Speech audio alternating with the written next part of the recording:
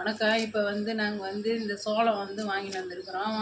இந்த மாதிரி ஆவணி மாதத்தில் சோளம் கொஞ்சம் விலை கம்மியாகவே கூட கிடைக்கும். இது மாதிரி வாங்கிட்டு இதை நம்ம இதில் இருக்க தோலெல்லாம் எடுத்துடணும். இந்த மாதிரி தோலை எடுத்துட்டு இது மாதிரி உரிச்சிட்டு இதை ரெண்டாக கட் பண்ணிக்கணும்.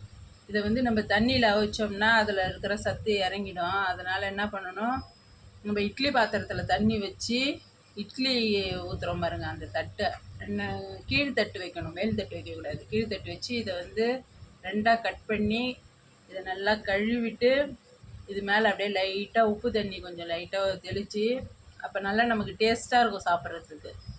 உப்பு தண்ணியில் அப்படியே கொஞ்சம் லைட்டாக இதை முக்கி எடுத்து, இல்லை அப்படியே எனக்கு உப்பு பிடிக்காதுன்னா அப்படியே கூட இதை வச்சு அவிச்சு வேக வச்சு நல்லா சாப்பிட்டோம்னா இது உடம்புக்கு ரொம்ப நல்லது.